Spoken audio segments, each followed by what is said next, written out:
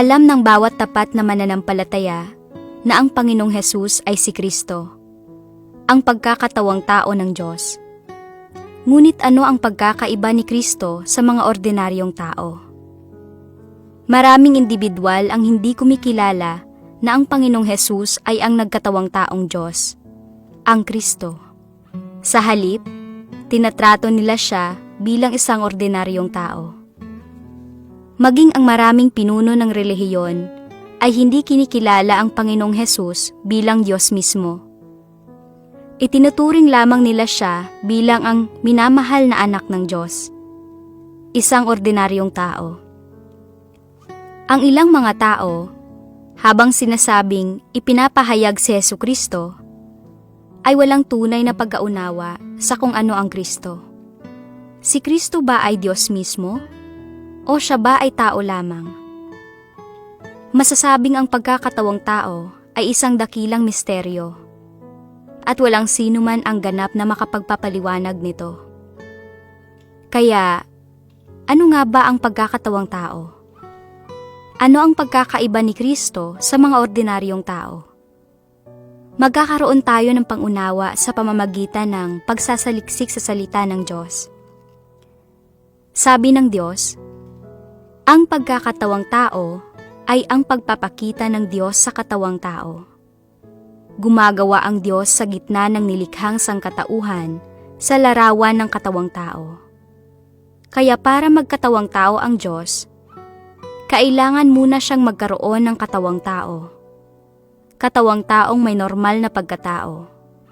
Ito ang pinakapangunahing kinakailangan. Sa katunayan, ang implikasyon ng pagkakatawang tao ng Diyos ay na ang Diyos ay buhay at gumagawa sa katawang tao, na ang Diyos sa kanyang pinakadiwa ay nagkatawang tao, naging isang tao. Tinatawag na Kristo ang Diyos na nagkatawang tao, at si Kristo ay ang katawang taong isinuot ng Espiritu ng Diyos. Hindi katulad ng sinumang tao sa laman ang katawang taong ito. Ang kaibahang ito ay dahil hindi sa laman at dugo si Kristo. Siya ay ang pagkakatawang tao ng Espiritu. Siya ay kapwa may normal na pagkatao at ganap na pagkadiyos. Hindi taglay ng sinumang tao ang pagkadiyos niya. Ang normal na pagkatao niya ang nagpapanatili sa lahat ng normal na gawain niya sa katawang tao, habang isinasakatuparan ng pagkadiyos niya ang gawain ng Diyos mismo. Malinaw ang salita ng Diyos.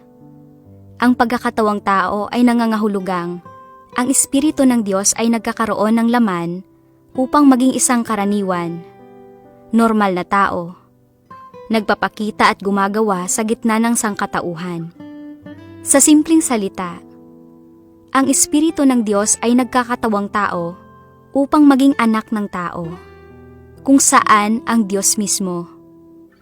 Sa panlabas, ang nagkatawang tao na Diyos ay lumilitaw bilang isang karaniwan, normal na tao, hindi matayog o higit sa karaniwan.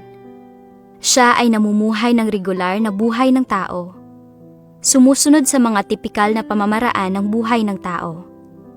Siya ay nagugutom at kumakain, napapagod at nagpapahinga, at nagpapakita ng iba't ibang emosyon ng tao. Siya ay namumuhay sa gitna ng mga tao sa isang maaaring madama at makikita na paraan.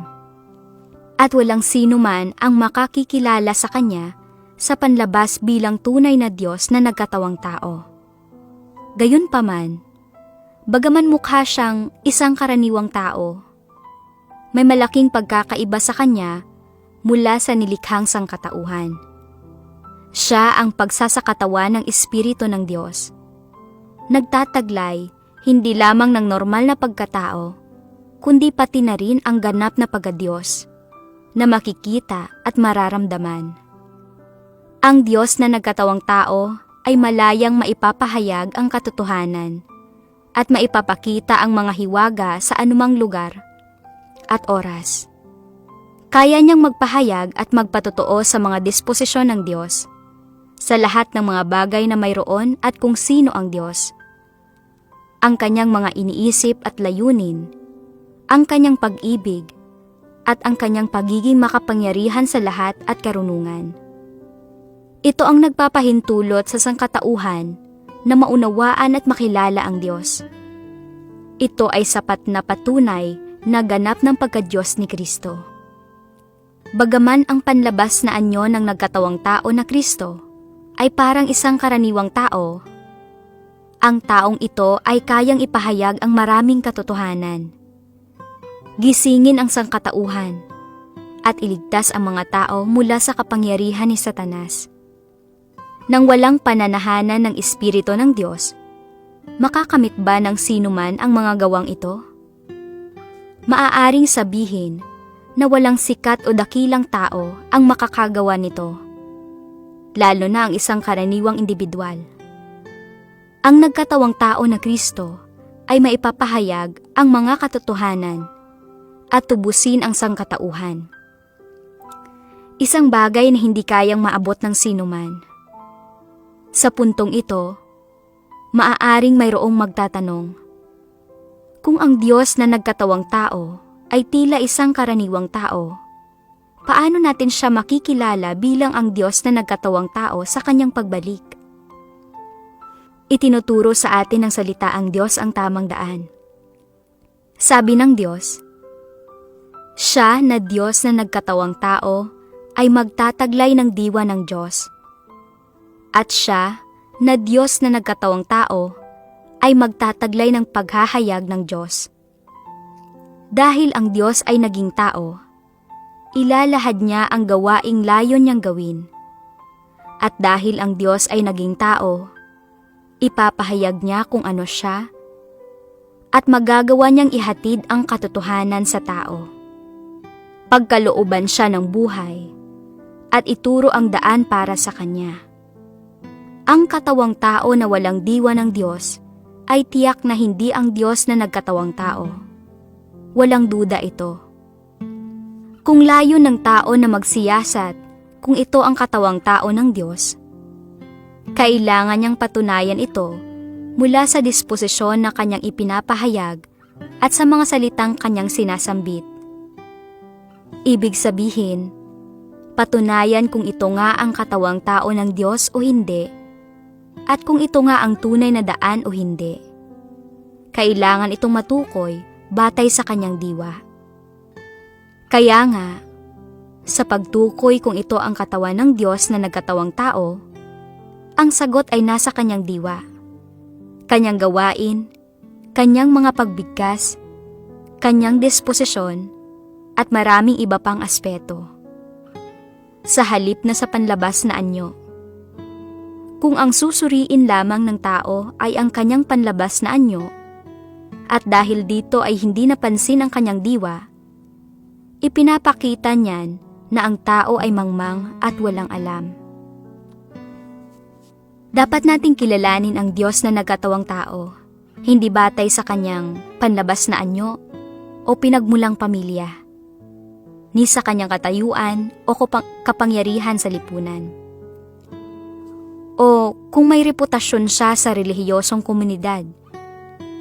Sa halip, dapat nating suriin kung mayroon ba siyang tunay na diwa ng Diyos, kung maipapahayag ba niya ang katotohanan, at kung magagawa niya ang gawain ng Diyos. Ito ang mga mahahalagang salik.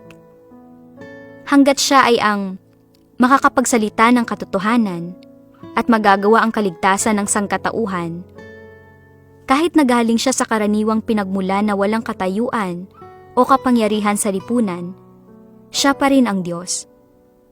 Tulad noong dumating si Jesus upang maglingkod, ipinanganak siya sa isang karaniwang pamilya. Inihiga sa isang sabsaban.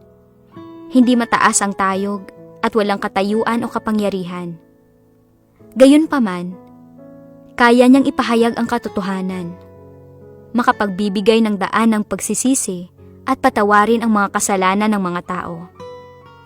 Ang mga taong umiibig sa katotohanan tulad ni Pedro at Juan ay nakita ang autoridad at kapangyarihan ng Diyos sa gawain ni Jesus at sa katotohanan kanyang ipinahayag. Nakilala siya bilang ang paririto na Mesiyas at sinundan siya at tinanggap ang kanyang kaligtasan. Sa kabaligtaran, ang mga pinuno ng mga Hudyo nasawa na sa katotohanan at nagpapahalaga sa kapangyarihan.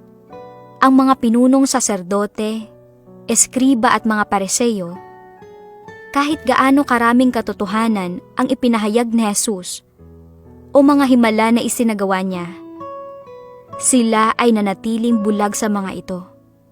Binaliwala nila si Jesus dahil sa kanyang karaniwang anyo at kakulangan ng katayuan sa lipunan at kapangyarihan. Itinuring siya bilang isang karaniwang tao na sinasabi, "Di ba ito ang taga Nazaret, anak ng isang karpentero?" Ang mas masama pa ay ang kanilang ipinapako sa Jesus na nagpahayag ng katotohanan kung saan nilabag ang disposisyon ng Diyos, gumawa ng isang napakalaking kasalanan at nagdala sa kanila sa sumpa at parusa ng Diyos. Kaya nga, upang makilala ang Diyos na nagkatawang tao, mahalagang maunawaan ang isang bagay. Ang tanging taong kayang ipahayag ang katotohanan, maaaring humatol at lilinisin ang sangkatauhan, at lubos na ililigtas ang sangkatauhan ay si Kristo, ang Diyos na nagkatawang tao. Ito ay walang pag-aalinlangan. Panghuli, isaalang-alang natin ang isang tanong. Kung ang Panginoon ay babalik ng pareho sa paraan ng pagdating ni Jesus, na may karaniwang anyo, itatanggi at lalabanan mo ba siya dahil lamang sa itsura niyang karaniwan at normal? O lalapit ka ba sa kanya ng bukas ang puso at nagnanais na marinig kung ang kanyang mga salita ay tunay nga ba na katotohanan? Huwag mag-atubiling mag-iwan ng inyong mga komento para sa talakayan.